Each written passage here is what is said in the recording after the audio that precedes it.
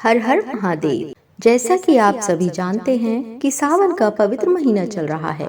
सावन मास की शिवरात्रि यानी कि 2 अगस्त को मनाई जाएगी।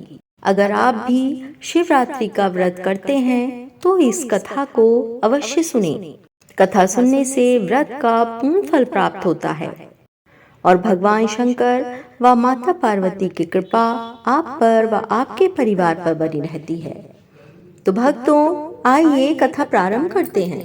पौराणिक कथा के अनुसार चित्रभानु नाम का एक शिकारी था। वह जानवरों की हत्या करके अपने परिवार का भरण पोषण किया करता था।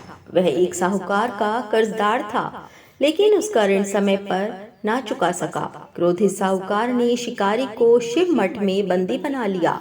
संयोग से उस दिन शिवरात्रि थी। शिकारी ध्यानमग्न होकर शिव संबंधी धार्मिक बातें सुनता रहा। चतुर्दशी को उसने शिवरात्रि व्रत की कथा भी सुनी। शाम होते ही साहूकार ने उसे अपने पास बुलाया और ऋण चुकाने के विषय में बात की। शिकारी अगले दिन सारा ऋण लौटा देने का वचन देकर बंधन से छूट गया। अपनी दिनचर्या की भांति वह जंगल में शिकार के लिए निकला, लेकिन दिन भर बंदी गृह में रहने के कारण भूख प्यास से व्याकुल था। शिकार खोजता हुआ वह बहुत दूर निकल गया। जब अंधकार हो गया तो उसने विचार किया कि रात जंगल में ही बितानी पड़ेगी।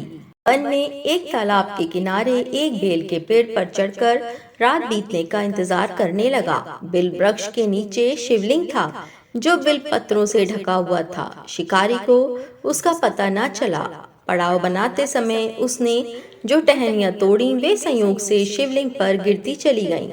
इस प्रकार दिन भर भूखे प्यास से शिकारी का व्रत भी हो गया और शिवलिंग पर बिलपत्र भी चढ़ गए। एक पहर बीत जाने पर एक गर्भिणी हिरणी तालाब पर पानी पीने पहुंची।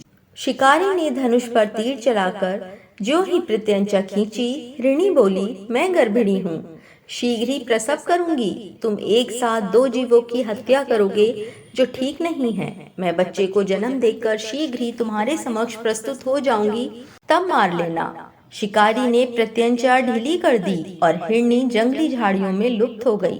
प्रत्यंचा चढ़ाने तथा ढीली करने के वक्त कुछ बिलपत्र अनायास ही टूटकर शिवलिंग पर गिर गए। इस प्रकार उससे अनजाने में ही प्रथम प्रहर का पूजन भी संपन्न हो गया।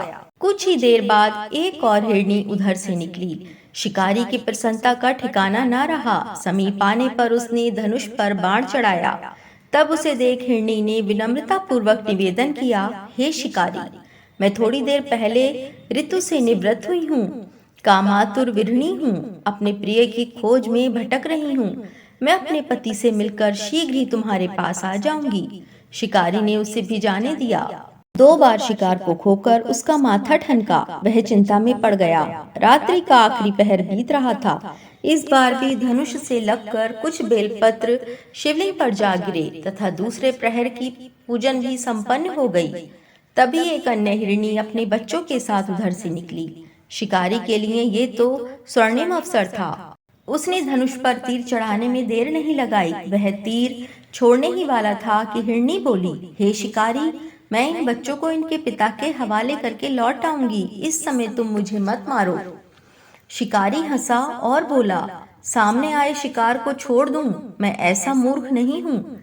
इससे पहले मैं 2 बार अपना शिकार खो चुका हूँ।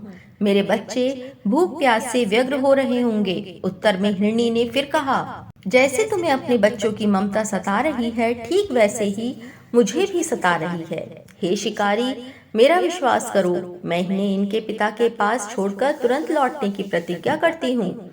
हिरणी का दुख भरा स्वर सुनकर शिकारी को उस पर दया आ गई।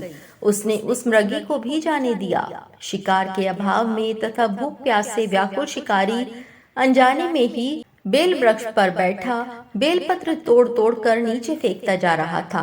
पौ फटने को हुई, दिन निकलने को हुआ तो एक हष्ट पुष्ट मृग उसी रास्ते पर आया। शिकारी ने सोच लिया कि इसका शिकार वह अवश्य करेगा। शिकारी की तनी प्रत्यंचा देखकर मृग विनीत स्वर में बोला, हे शिकारी, यदि तुमने मुझसे पूर्व आने वाली 3 मृगियों तथा छोटे छोटे बच्चों को मार डाला है तो मुझे भी मारने में विलंब ना करो, ताकि मुझे उनके वियोग में एक क्षण भी दुख न सहना पड़े। मैं उन हिरनियों का पति हूँ। यदि तुमने उन्हें जीवन दान दिया है तो मुझे भी कुछ क्षण का जीवन देने की कृपा करो। मैं उनसे मिलकर तुम्हारे समक्ष उपस्थित हो जाऊंगा। मृग की बात सुनते ही शिकारी के सामने पूरी रात का घटना चक्र घूम गया। उसने सारी कथा मृग को सुना दी। तब मृग ने कहा, मेरी तीनों पत्नियां जिस प्रकार प्रतिज्ञाबद्ध होकर गई हैं, मेरी मृत्यु से अपने धर्म का पालन नहीं कर पाएंगी। अतः जैसे तुमने उन्हें विश्वास पात्र मानकर छोड़ा है, वैसे ही मुझे भी जाने दो। मैं उन सब के साथ तुम्हारे सामने शीघ्र ही उपस्थित होता हूँ। शिकारी ने उसे भी जाने दिया। इस प्रकार सुबह हो आई। उपवास, रात्रि जागरण तथा शिवलिंग पर बेलपत्र चढ़ने से अनजाने में ही शिवरात्रि की पूजा पूर्ण हो गई। पर अनजाने में ही की हुई पूजा का परिणाम उसे तत्काल मिला। शिकारी का हिंसक हृदय निर्मल हो गया। उसमें भगवत शक्ति का वास हो गया। थोड़ी ही देर बाद वह मृग सा परिवार शिकारी के समक्ष उपस्थित हो गया ताकि वह उनका शिकार कर सके। किंतु जंगली पशुओं की ऐसी सत्यता, सात्विकता एवं सामूहिक प्रेम भावना देखकर शिकारी को बड़ी ग्लानि हुई। उसने मृग परिवार को जीवन दान दे दिया। अनजाने में शिवरात्रि का व्रत का पालन करने पर शिकारी को मोक्ष और शिवलोक की प्राप्ति हुई। ओम नमः शिवाय। भक्तों, अगर आपको हमारी वीडियो अच्छी लगी हो तो चैनल को सब्सक्राइब और वीडियो को लाइक अवश्य करें।